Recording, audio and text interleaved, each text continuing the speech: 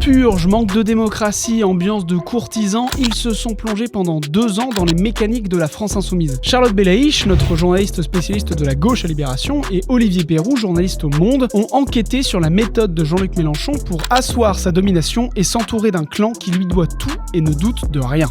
Aujourd'hui, on reçoit donc Charlotte et Olivier. Bonjour Charlotte. Salut. Et bonjour Olivier. Salut. Vous êtes donc les auteurs de La Meute, enquête sur la France insoumise, édité chez Flammarion. Il y a déjà eu donc des réactions à la sortie de ce livre. Manuel Bompard qui le qualifie de fiction, des ragots et des mensonges d'après Mathilde Panot.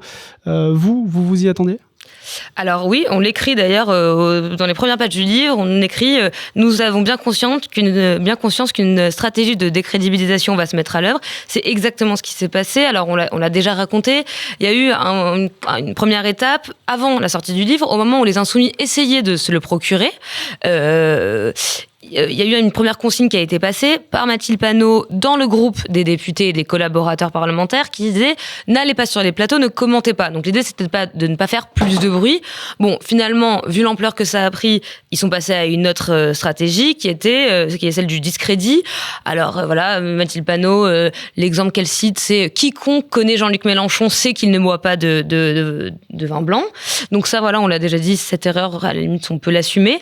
Mais donc voilà, partant de cet exemple, en fait, de quoi il nous accuse sinon pas grand-chose, concrètement. Non, de pas grand-chose. Ce qui est intéressant, en fait, aussi, c'est la façon dont ils réagissent. Il y a 3 façons de réagir à la France insoumise.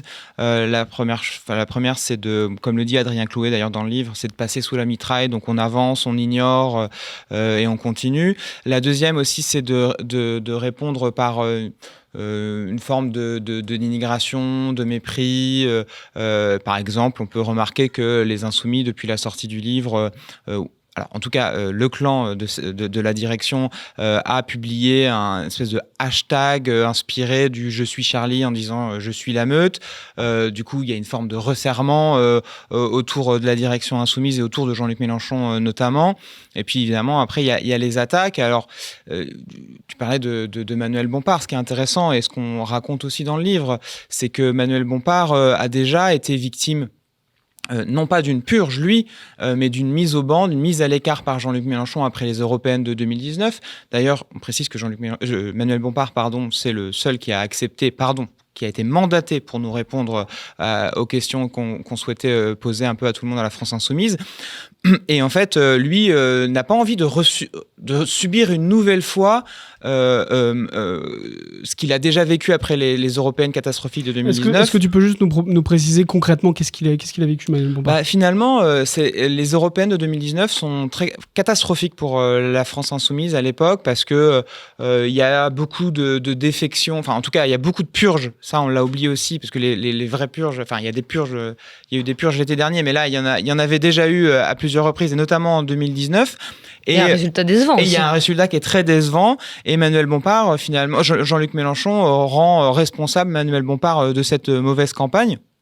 Et finalement, il est mis de côté et il n'a pas envie de comment dire ça, aujourd'hui de revivre, de reconnaître ce qu'il a déjà vécu à l'époque. Donc il se confie pas. Oui. Et tu nous dis, est-ce que vous pouvez m'expliquer ce qui s'est passé ? En fait, ce qu'il faut comprendre, c'est que parfois ces mises au banc, elles sont pas justifiées. Là, en l'occurrence, dans le cas de Bompard, elles s'expliquent par le mauvais résultat des européennes, mais parfois, on comprend même pas d'où ça vient. Donc, on nous raconte dans le livre que Paul Vannier, qui est un député LFI, aujourd'hui un des cadres du mouvement, a lui aussi connu une période de mise à l'écart, de mise au banc.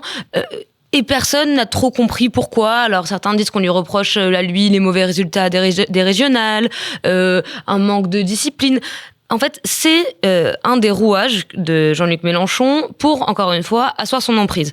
Il y a une formule de Danielle Simonet, ancienne députée LFI, qui a été réélue et qui siège maintenant avec les écolos, qui a elle aussi été purgée, qui dit c'est comme dans une relation amoureuse toxique. Il souffle le chaud et le froid. Donc en fait, Mélenchon, il va valoriser un insoumis, l'inviter à venir à s'asseoir à sa table, avoir un moment privilégié avec lui, le flatter, le valoriser, lui donner de l'importance, et puis tout d'un coup, le mettre à l'écart, pouvoir lui donner l'impression d'une punition qui entretient une forme de fébrilité et donc de docilité. Et qu'est-ce qui se passe en 2019 d'ailleurs, juste après la mise au ban de Manuel Bompard? Il y en a un autre qui émerge, c'est Adrien Quatennens. Et ce qu'on raconte aussi dans le livre, c'est que Jean-Luc Mélenchon adore jouer des rivalités entre ses poulains.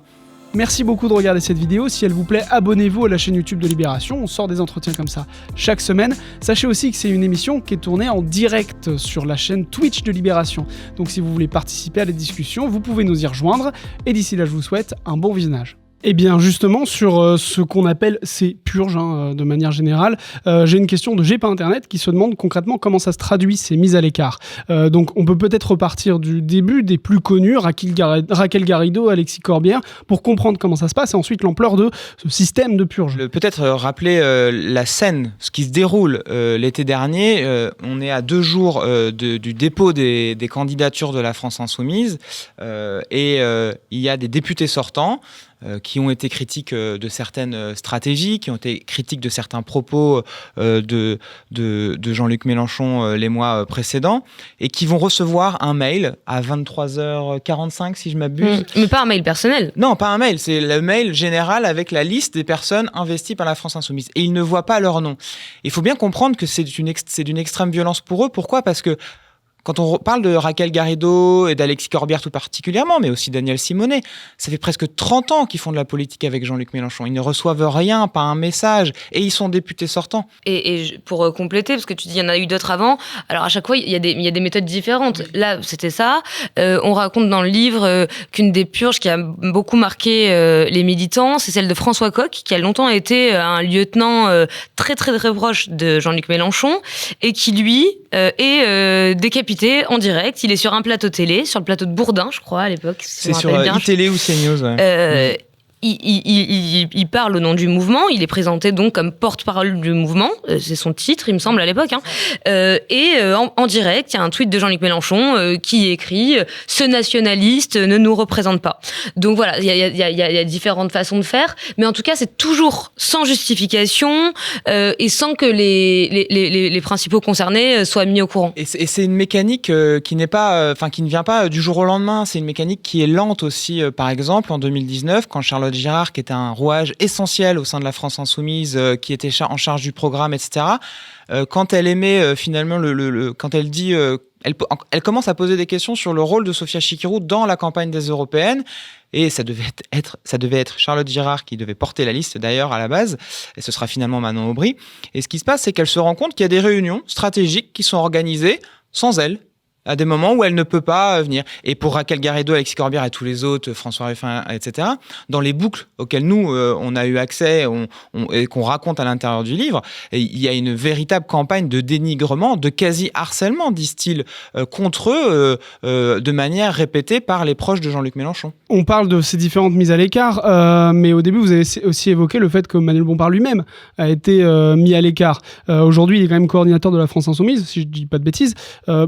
Concrètement, comment ça s'est présenté, cette mise à l'écart pour lui, qui, pour autant, est encore dans le parti et a une place importante? En fait, ce qu'il faut comprendre, c'est qu'à ce moment-là, il est eurodéputé, il n'est pas exclu du parti, c'est juste une mise à distance. Il y a une formule que j'aime bien dans le livre, alors je sais plus qui nous le dit, mais on explique que c'est un rituel initiatique à la France insoumise. Voilà. Il faut passer par la disgrâce, mais donc ça veut pas dire une exclusion, ça veut pas dire un bannissement, ça veut simplement dire que pendant un temps, Mélenchon va moins lui parler, va moins le mettre en valeur, ça se passe comme ça tout simplement. Manuel Bompard a lui-même répondu à ce que vous avez écrit, et notamment dans les critiques, c'est 2 commentaires que j'ai vus dans le chat. Il parle notamment du non-respect du contradictoire. On peut montrer les messages. On a envoyé des dizaines de demandes de contradictoire à Sophia Chikirou, à Jean-Luc Mélenchon, à tous les gens qui sont mis en cause dans le livre. Le seul qui a accepté de nous répondre, c'est Manuel Bompard. On a reçu par ailleurs en guise de réponse une mise en demeure de Sophia Chikirou qui nous menaçait de porter plainte pour diffamation sur la base de nos questions, qui citait des propos qu'elle avait tenus qu'on a sur capture d'écran ou des questions qui étaient liées au dossier judiciaire. Donc il faut le redire, il y a eu du contradictoire, on a fait notre travail comme on devait le faire, et par ailleurs, quand on nous accuse de fiction, ce qu'on raconte, ça se base sur des témoignages concordants, recoupés, des captures d'écran, des documents écrits, des dossiers judiciaires. Vous, comment est-ce que cette enquête de 2 ans, elle a commencé ? Pourquoi est-ce que vous vous dites, tiens, on va enquêter sur la France Insoumise ? Évidemment, Charlotte à Libé et moi, donc avant à l'Express et au Monde, on suit les partis de gauche depuis un moment, on les connaît bien, on rencontre évidemment tout le monde. D'ailleurs, on raconte dans le livre qu'on a rencontré à plusieurs reprises Jean-Luc Mélenchon, qu'on a pu échanger, on a couvert la création de la NUP, du NFP, etc. Et juste après les législatives de 2022, il se passe cette fameuse affaire Quatennens, qui est un véritable séisme au sein de la France Insoumise. Pourquoi ? Parce qu'il y a un décalage entre les mots de Jean-Luc Mélenchon qui viennent en défense d'Adrien Quatennens, qui avoue, qui sera jugé coupable ensuite de violences conjugales, et aussi la façon dont la direction du mouvement met son énergie et ses moyens à la défense d'Adrien Quatennens, sans d'ailleurs, je rappelle, parce que c'est important de le rappeler, je crois, sans un mot pour la victime, Céline Quatennens. Et finalement, énormément de députés, évidemment de militants à l'époque, ne comprennent pas en fait ce décalage qu'il y a entre les mots du chef et de la direction et le programme du mouvement qui est très progressiste, notamment sur les questions féministes et de violences sexistes et sexuelles, où croire la parole des femmes est quand même quelque chose de cardinal, et notamment aujourd'hui dans la société plus globalement. Et finalement, il se passe pas ça. Et nous, à cette époque, il y a beaucoup de gens avec qui on parle qui ne comprennent pas et qui se confient à nous, qui disent qui commencent à critiquer la mécanique de Jean-Luc Mélenchon. Et là, on voit que le vernis au sein de la France Insoumise craquelle, et ça nous permet du coup de rentrer dans. Alors, je reviens sur la genèse du livre. Nous, notre objectif, ce n'est pas de faire un livre pour ou contre Mélenchon. Nous, on veut raconter à la base ce qui se passe à l'intérieur. Et là, pour la première fois, on a l'opportunité de plonger à l'intérieur de la France Insoumise. Parce que jusque-là, il n'y avait jamais eu de moment où la France Insoumise craquelait de l'intérieur ? Alors, pour les suivre dans nos rédactions, on sait, comme tous nos confrères qui font le même travail que nous, que c'est un mouvement où il y a très peu de dissonance. C'est-à-dire que c'est un mouvement qui s'est construit comme un clan, dans l'adversité. Il faut rappeler que la France Insoumise n'a pas toujours été le mouvement qu'il est devenu. Ça a longtemps été un mouvement qui a mis du temps à émerger. Il y a une scène, on le raconte dans le livre, une scène qui a marqué les Insoumis, qu'ils appellent la scène du placard à balai, qui montre à quel point ils ont pu être maltraités du temps de l'hégémonie socialiste. Pendant à Paris, pendant les municipales à Paris, au soir du premier tour, les Insoumis sont invités à venir négocier avec les socialistes et les écolos, et ils sont accueillis dans un placard à balai avec des rouleaux de papier toilette autour. Enfin, ça, cette scène, je la raconte parce que je pense qu'elle est fondamentale pour comprendre comment les Insoumis se sont structurés, avec cette idée que tout le monde est, cette idée d'adversité. Finalement, il y a cette notion, et d'ailleurs qui est beaucoup et assumé par Jean-Luc Mélenchon, on en parle dans le livre, de la force d'un commando. Il adore cette phrase de François Mitterrand qui est de dire « 100 hommes peuvent conquérir un pays ». Et il rajoute « Moi, en plus, j'ai ça », en montrant son téléphone portable. C'est-à-dire que Jean-Luc Mélenchon, à plusieurs reprises, il a eu l'occasion de faire un parti de masse, notamment après 2012 et sa très bonne première campagne présidentielle. Il a eu l'occasion de récupérer le NPA avec lui. Et il dit « Mais moi, j'ai pas besoin de 1000, 2000 militants du NPA, je veux juste 3 personnes, 3 cadres, ça me suffit. » Pourquoi ? Parce qu'avoir un commando, ça lui permet finalement d'avancer, grouper, d'être sûr de qui le soutient, et de ne pas avoir un mouvement dont il ne pourrait pas maîtriser les masses. Et cette façon de faire, se construire dans l'adversité, comme l'a dit Charlotte, elle l'a expliqué, a rendu très difficile les enquêtes sur la France Insoumise, qui encore une fois était le premier parti de gauche. Mais là, il y a cette affaire Quatennens, puis après il y a d'autres affaires, il y a des mises au banc, il y a la direction qui est changée, et pas mal de personnes sont mises au banc. Et nous, on rentre là-dedans parce qu'on voit une opportunité de raconter de l'intérieur la France Insoumise. Et justement, pour comprendre le fonctionnement de l'intérieur de la France Insoumise, aujourd'hui, c'est quoi la place de Jean-Luc Mélenchon dans ce mouvement ? Qu'est-ce qu'il a créé et comment est-ce que ça fonctionne ? C'est quoi les mécaniques internes ? Alors, c'est quoi sa place ? C'est d'abord celle d'un chef qui est devenu incontestable parmi les siens. Alors, incontestable, faut d'abord dire qu'il n'est pas forcément contesté. C'est un leader qui exerce une véritable fascination sur les insoumis. C'est ce qu'on raconte. Et l'ampleur de cette fascination nous a surpris quand même tous les deux. Alors, c'est vrai que c'est inhérent à la politique, le culte du chef, le charisme. Avec Jean-Luc Mélenchon, il me semble que ça va au-delà. On nous décrit des scènes quasi religieuses. On s'est beaucoup intéressé au mouvement à Marseille, où Mélenchon a été élu, a été député pendant un mandat de 2017 à 2022. Et on nous raconte qu'il était accueilli comme Dieu. Il y a une militante marseillaise qui nous dit c'est comme le soleil et les militants se mettent en orbite autour de lui. Et donc on raconte des scènes de réunions militantes qui ressemblent vraiment à des scènes de prêche. Et c'est une exaltation, il faut le dire aussi, qui tranche avec le reste de la gauche, où pour les suivre, on le sait, il y a souvent une forme de pessimisme, de défaitisme qui règne à gauche, ce qui n'est pas le cas à la France Insoumise. Mélenchon, il incarne vraiment une utopie politique. Donc ce qui le rend incontesté, mais il sait aussi donner les moyens d'être incontestable. Comment ? En créant un mouvement, et donc pas un parti, où il n'y a pas d'instance de délibération, où il n'y a pas d'instance de débat, il n'y a pas de courant, de motion, de congrès, comme on peut en trouver ailleurs dans les partis de gauche, et où, au-delà de ça, le doute est même puni par, on l'a évoqué, notamment des phénomènes de purge. Il y a et ça on le raconte dans le livre aussi, et puisqu'on a eu accès à énormément de boucles Telegram, c'est vraiment la mise en application par Jean-Luc Mélenchon pardon si j'enfonce une porte ouverte, mais du diviser pour mieux régner. Il adore créer des boucles différentes. Et ça, on le raconte dans le livre, où des fois il y a des personnes, dans certaines il n'y en a pas d'autres, des fois c'est des plus petites boucles. Par exemple, on raconte qu'il y a eu une boucle anti-François Ruffin entre quelques cadres, et ça c'est vraiment sa manière aussi de diriger la France insoumise. Et ce qui est très étonnant, c'est que régulièrement, dans la masse de documents et de screens qu'on avait des boucles Telegram, c'est que régulièrement, ils voyaient que certains messages pouvaient fuiter dans la presse, et ils menaçaient en disant si je vois cet extrait fuir dans la presse, je finirai par fermer cette boucle, etc. Donc voilà, c'est sa façon aussi de diriger au sein de la France insoumise. Quand on parle de cette façon de diriger, de ce genre de choses, est-ce qu'il y a des choses qui ne sont pas simplement inhérentes au fait que c'est juste de la politique ? Donc j'ai dit, il y a des choses qu'on raconte qui sont inhérentes à la vie politique, les phénomènes de cours, des phénomènes de culte du chef, c'est inhérent à la politique. Ensuite, si on compare LFI avec son environnement politique, donc la gauche, non, ce n'est pas pareil ailleurs.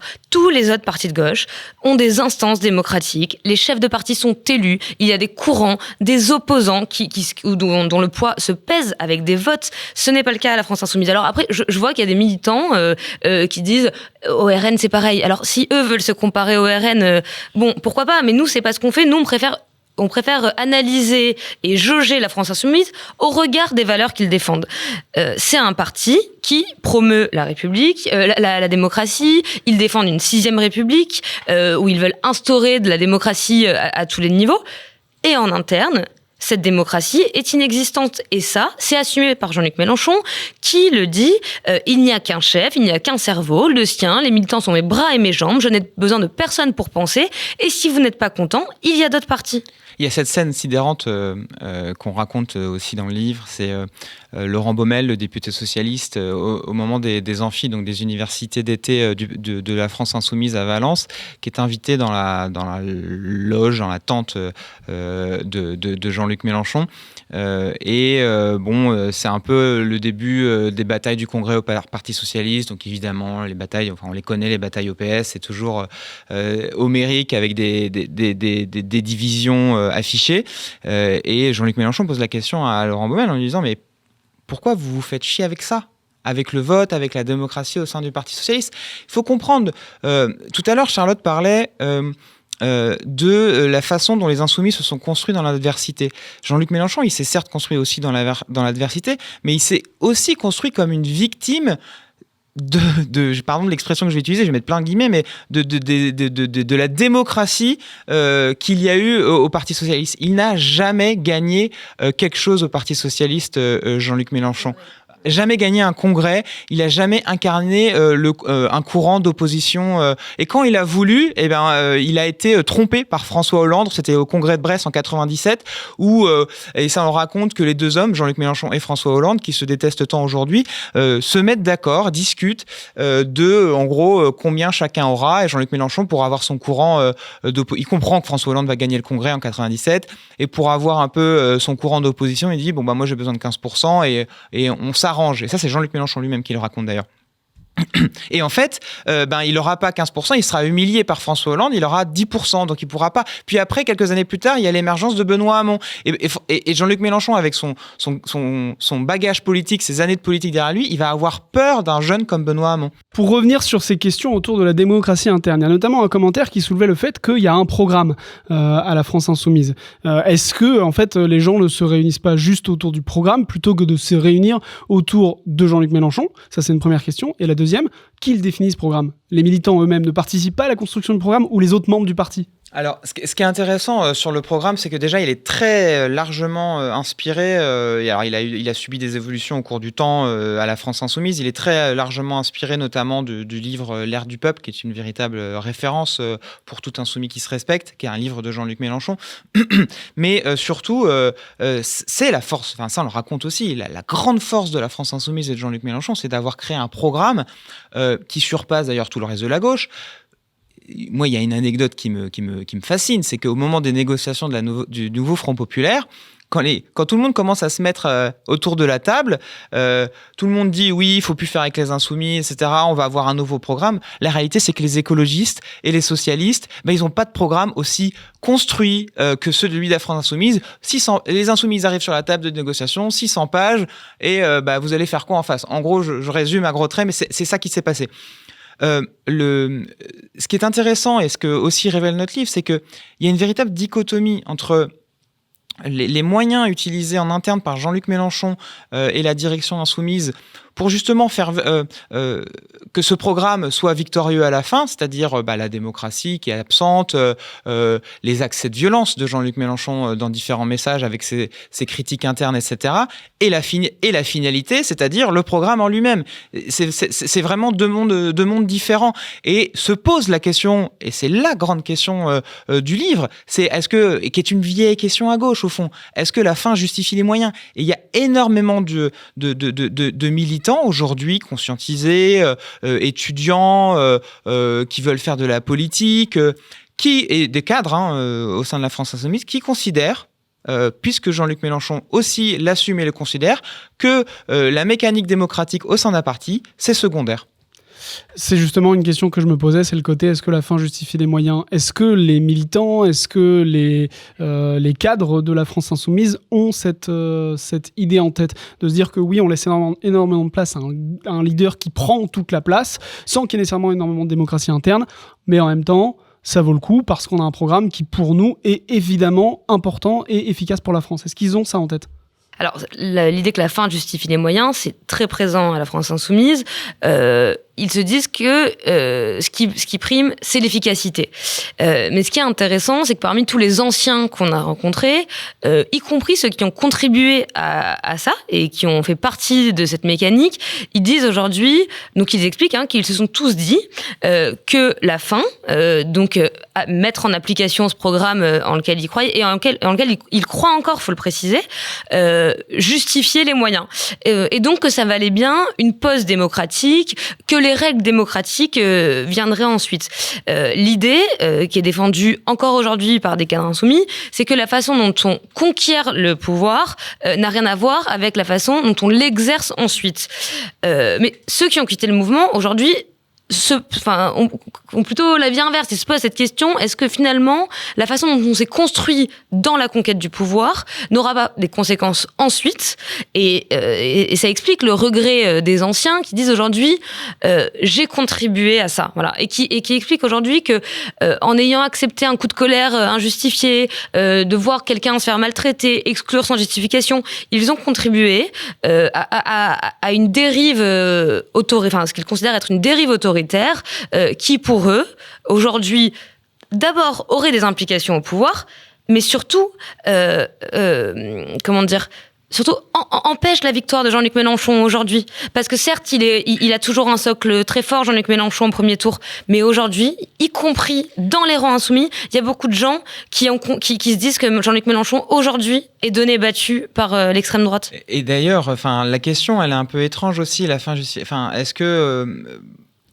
Aujourd'hui, à la France Insoumise, tout le monde dit qu'il faut mettre en application le programme et quand on interroge aussi Jean-Luc Mélenchon, parfois on a l'impression que la question c'est est-ce que finalement c'est pas Jean-Luc Mélenchon qui doit accéder au pouvoir coûte que coûte et des fois vraiment la question se mélange et ce qui est intéressant de voir c'est que à plusieurs reprises à la France Insoumise, on a mis le fait que la candidature, et ça rejoint la conclusion de ton intervention, c'est qu'on a mis l'élection de Jean-Luc Mélenchon plutôt devant la victoire du programme à la fin. Or, on a la preuve par l'exemple dans ce livre, des centaines de documents, etc. Or, la façon, et c'est ce qu'interrogeait d'ailleurs l'édito dans Libération au début de la semaine de Paul Quignot, c'est que la façon de diriger de Jean-Luc Mélenchon en interne interroge mécaniquement, forcément, essentiellement, la façon qu'aurait un Jean-Luc Mélenchon de gouverner ce pays. Est-ce qu'un président de la République, et même un Premier ministre, puisque un jour Jean-Luc Mélenchon a voulu être Premier ministre, est-ce qu'un président de la République de gauche, j'insiste là-dessus, peut se permettre d'avoir ces accès de violence envers autant de collaborateurs, de virer d'un tweet l'un ou l'autre, de ne pas traiter les gens à la valeur du travail qu'ils aboutissent sur le programme. Voilà, ça pose vraiment question. Sur la place que prend Jean-Luc Mélenchon, il y a quand même des moments où, c'est notamment ce que certains évoquent dans le chat, où il a pris part à la création de la NUPES, de différentes alliances. Au moment du questionnement d'un Premier ministre pour la précédente alliance, il s'est retiré, ce serait pas moi, ce serait plutôt Lucie Castet.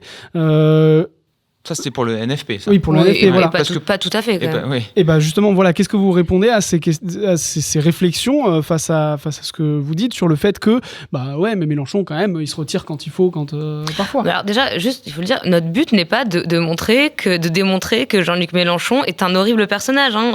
Il a créé la NUPS, c'est lui qui a tendu la main, y compris aux socialistes. Enfin, il n'y a pas de volonté de notre part de l'affaiblir, c'est pas un livre pour, ce qu'on disait tout à l'heure, c'est pas un livre pour ou contre Jean-Luc Mélenchon, on raconte ce qu'il y a à l'intérieur. Mais sur sa position, et c'est ce qu'on raconte au début du livre aussi, il avait eu cette expression, c'était je me mets en retrait, mais pas en retraite. Et donc tout le monde avait considéré avec son fait mieux que finalement Jean-Luc Mélenchon allait passer la main, il y avait beaucoup d'héritiers, etc. Et en fait, il y a cette scène au moment de l'affaire Quatennens où il est plus dans le game, en fait, Jean-Luc Mélenchon, à ce moment-là. Il est plus député, il a fait le choix de plus être député, il n'a pas été désigné Premier ministre par Emmanuel Macron. Et il voit, en fait, son mouvement se mouvoir sans lui, son groupe de députés pléthorique, alors que le reste de la gauche plutôt très bien s'en sortir au début de la mandature. Et d'ailleurs, à l'époque, beaucoup de députés insoumis nous disent c'est bien, ça se passe bien, y compris avec les autres, avec les socialistes, y a une bonne ambiance, on travaille, on fait notre boulot. Et on est en 2022, au tout début de l'année. Puis vient l'affaire Quatennens, dont on parlait tout de suite, et là Jean-Luc Mélenchon organise une réunion parce qu'il voit que personne ne retweet à l'époque son tweet de soutien à Adrien Quatennens. Il voit les critiques. Donc il perd pied, en fait. Il prend conscience qu'il perd pied au sein de son propre mouvement. Il ne l'accepte pas. Il organise une réunion salle Lamartine à l'Assemblée nationale où il y a tous les députés, ou presque, qui sont là, les collaborateurs qui sont pas assis, mais qui sont autour de la pièce. Il est tout seul et il engueule tout le monde. Il dit pas « vous n'avez pas protégé Adrien Quatennens ». Il dit « vous ne m'avez pas défendu ». Et donc, c'est là qu'il y a une reprise en main de Jean-Luc Mélenchon, très sérieuse, finalement, qui ne laisse pas le terrain à tous ces talents à la France Insoumise. Il y avait un commentaire un peu plus haut, J'ai pas Internet, qui se disait, pour moi, la force de la France Insoumise, c'est le fait d'avoir fait monter plein de visages. Le PS, par exemple, est encrouté dans les baronnies régionales et les Verts, etc. Est-ce que vous diriez que la France Insoumise a fait monter plein de visages et à quoi ils servent ces visages pour la France insoumise? Alors oui, il y a plein de visages qui ont émergé avec Jean-Luc Mélenchon, mais les visages qui ont émergé ont aussi été chassés. Donc aujourd'hui, autour de lui, il y a des gens qui ont de l'importance, qui sont reconnus, Manuel Bompard, Clémence Guettet, Paul Vannier et d'autres. Mais avant eux, il y a eu aussi Alexis Corbière, Raquel Garrido, Clémentine Autain, François Ruffin. Les historiques, c'était eux. Et tous ces gens-là ont été chassés. Et on peut se poser la question de ce qui arrivera à la nouvelle génération. Et d'ailleurs, dans le livre, il y a une militante qui nous dit Clémence Guettet, sait qu'un jour, ce sera son tour. Ils vivent tous avec cette menace. Quelque chose que vous avez beaucoup analysé dans ce livre, autour de ces nouvelles têtes, c'est que le fait qu'il y ait des têtes si jeunes, ça lui sert aussi dans la mécanique interne de la France insoumise. Oui, alors ça c'est quelque chose qui est assez qu'on avait déjà vu dans le passé dans certains mouvements de gauche, qui était en gros de purger les quarantenaires pour s'éviter qu'ils deviennent de potentiels héritiers. D'ailleurs, on raconte dans le livre aussi qu'on ne devient héritier aux yeux de Jean-Luc Mélenchon que quand on ne peut plus l'être. Par exemple, François Delapierre en 2015, qui est atteint d'une grave maladie, qui le condamne, deviendra à ce moment-là l'héritier. Il parlera de lui comme de l'héritier, etc. Sauf qu'en vrai, il ne voulait pas que François Delapierre soit son héritier. Quelques années plus tard, ce sera Adrien Quatennens, dont ce sera l'héritier. Sauf qu'en fait, Adrien Quatennens, il est condamné pour violence conjugale, donc il ne peut plus devenir l'héritier. Aujourd'hui, c'est Manuel Bompard. D'ailleurs, c'est vraiment un personnage très intéressant, Manuel Bompard, aujourd'hui, que beaucoup considèrent comme le meilleur à la France insoumise. Et quand on lui parle, quand on lui pose les questions de son ambition, il est toujours très mesuré, très réservé. Il apparaît, dans n'importe quel autre parti, un personnage comme Manuel Bompard, on aurait eu déjà X papiers avec des confidences sur son ambition, avec ses confidences où il aurait dit j'y pense pas en me rasant, mais je prendrai mes responsabilités. La phrase, voilà. Sauf que Manuel Bompard, il sait que si un jour il dit cette phrase, c'en est fini pour lui, parce que on ne devient héritier de Jean-Luc Mélenchon qu'à ses dépens aujourd'hui, parce que Jean-Luc Mélenchon, et ça repose la question que tu posais tout à l'heure sur le rôle proéminent de Jean-Luc Mélenchon au sein de la France insoumise. Il n'a pas envie de lâcher le morceau aujourd'hui, Jean-Luc Mélenchon. Il a 73 ans. Ce sera, s'il est candidat, sa prochaine élection présidentielle.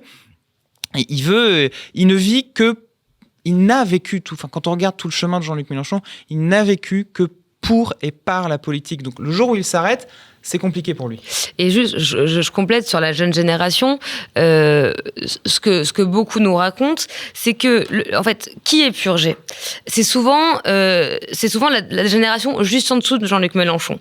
C'est aussi un moyen de ne pas avoir de successeur. C'est-à-dire que il purge ceux qui sont en âge de potentiellement, ne serait-ce qu'imaginer, lui succéder. Donc reste une génération d'aujourd'hui, les députés LFI, c'est pour beaucoup des trentenaires ou des jeunes quarantenaires pour lesquels la vie politique a commencé avec Jean-Luc Mélenchon, parfois en 2012, parfois en 2017 et pour certains en 2022. Ça lui permet d'asseoir, encore une fois, son emprise, sa domination. Forcément, il fascine les plus jeunes. Et forcément, ces plus jeunes lui doivent tout. Parce qu'on parle de gens qui, parfois, n'ont jamais travaillé. Ils n'ont jamais eu de vie professionnelle classique. Donc, toute leur vie est liée non seulement à la politique, mais à Jean-Luc Mélenchon plus précisément. Il y a une accusation qui est revenue sur ces dernières, depuis les attaques du 7 octobre, l'accusation d'antisémitisme. Il y a beaucoup de gens qui accusent la France insoumise d'être antisémite. Bon, vous voyez, il y a eu ce qui s'est passé avec le 7 octobre, il y a eu l'affiche avec Cyril Hanouna. Vous qui avez enquêté pendant 2 ans sur la France insoumise et la mécanique interne, comment vous percevez ces critiques ? Est-ce que Jean-Luc Mélenchon ou la France insoumise est antisémite ou pas ? Alors, nous, on ne le dit pas, parce qu'on n'est pas là pour sonder les esprits, on n'est pas juge, on est journaliste, donc on révèle des faits, des propos dans la partie là, dans la partie sur l'antisémitisme, dans notre livre. Ce qu'on observe et ce qu'on révèle, c'est qu'il y a à minima un manque, alors ça c'est la phrase de Clémentine Autain, je crois. J'en peux plus de ce manque d'empathie. Voilà, j'en peux plus de ce manque d'empathie sur la question de l'antisémitisme. Il y a aussi une façon qu'a Jean-Luc Mélenchon d'essentialiser la communauté française juive à la politique de Benjamin Netanyahou. Et ça, on l'a vu à plusieurs reprises. Il y a de nombreux propos qu'on liste, qui ont été aussi parfois dits publiquement. Il y a une situation sur la question de l'antisémitisme au sein de la France insoumise qui est devenue un vrai problème. En interne, on a appris lors de notre enquête qu'il y avait eu récemment une formation, donc après tu parles de l'affaire Hanouna, enfin de l'affaire de l'affiche Hanouna, il y a une formation en interne qui a été délivrée sur justement la lutte contre l'antisémitisme. La consigne était de dire il ne faut surtout pas que la presse le sache. Il ne faut surtout pas en parler. C'est bien qu'il y a un malaise quand même sur cette question au sein de la France insoumise. Est-ce que vous avez une idée de l'impact que pourrait avoir votre enquête sur la suite de la vie politique, à la fois de Jean-Luc Mélenchon et aussi à l'intérieur de la France insoumise? Bon, alors déjà, je vais encore le répéter, mais on n'a pas écrit ce livre pour avoir un quelconque impact. Nous, c'est pas notre travail. Maintenant, des éléments qui nous parviennent. Alors, on a beaucoup de messages, tu l'as dit tout à l'heure, Olivier, on a quand même beaucoup de messages, notamment d'anciens militants, qui nous remercient d'avoir raconté le système Mélenchon, d'avoir raconté ce qu'ils ont vécu. Et ça nous touche, ça, c'est vrai. Voilà. Et sur ce qui se dit en interne, alors... Le premier réflexe qu'on observe là, c'est plutôt de resserrer les rangs et donc de dénigrer, de moquer, de raconter que c'est le système qui attaque. Mais en interne, on nous raconte aussi qu'il y a des députés qui disent que ce qui est écrit est vrai, notamment concernant le rôle de Sophia Chikirou qu'on a peu abordé. Mais il y a beaucoup de députés qui disent oui, ce qui est écrit, c'est vrai. Le livre a été lu en interne beaucoup et c'est vrai que des messages, parce que forcément, une fois qu'on a publié, nous, enfin, je ne sais pas si les gens qui nous écoutent sans doute, mais en fait, quelque part, l'enquête, elle ne s'arrête pas, elle continue, on continue à voir nos sources, y compris internes. Et voilà, et nous raconte, voilà, ce livre en interne, bah, il est accueilli comme il devrait être accueilli, c'est-à-dire que, et comme il est accueilli quand on fait une enquête sur la France insoumise, c'est que, tu le disais, les rangs se resserrent, mais aussi, il y a des gens qui prennent conscience ou qui avaient déjà pris conscience qu'il y avait quelque chose qui clochait dans la façon de diriger de Jean-Luc Mélenchon, de Sophia Chikirou, du rôle impactant de Sophia Chikirou. Effectivement, on a peu abordé Sophia Chikirou dans ce stream. On a encore un petit peu de temps, 2-3 minutes pour en discuter. Quelqu'un qui se demande quel est le rôle politique de Sophia Chikirou et à quel point elle est influente sur le parti. Alors, nous, dans le livre, dans l'enquête, on a fait le choix de révéler, d'écrire noir sur blanc que Sophia Chikirou était la femme, enfin la conjointe de Jean-Luc Mélenchon. Pourquoi on révèle ce pan de la vie privée? Parce que justement, il y a une influence du rôle de Sophia Chikirou dans la mécanique de la France insoumise. Influence qu'elle revendique, rôle qu'elle revendique, puisqu'elle dit elle-même, quand elle se présente aux nouveaux salariés de la France insoumise, qu'elle est, je la cite, la femme du chef. Donc elle assoit une autorité en tant que telle au sein de la France insoumise. Une autorité qui dérange vraiment au sein du groupe parlementaire notamment, où elle est députée, mais parce qu'on révèle aussi dans le livre qu'elle a un rôle et elle a des accès de violence, des messages d'une violence quand même extrême, beaucoup de messages qu'on révèle à caractère homophobe, à caractère antisémite, d'insultes, de menaces aussi à plusieurs reprises. Et finalement, ce rôle, il dérange beaucoup.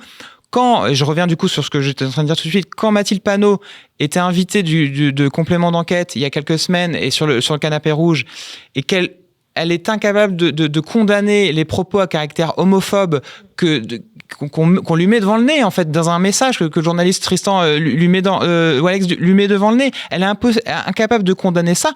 Et on a appris aussi en plus que Sophia Chikirou n'a jamais été condamnée pour, je le répète, des propos au caractère homophobe tenus. Merci beaucoup pour toutes ces informations. Merci d'avoir participé à ce stream. Merci Charlotte, merci Olivier. Merci à tous. À bientôt. Salut.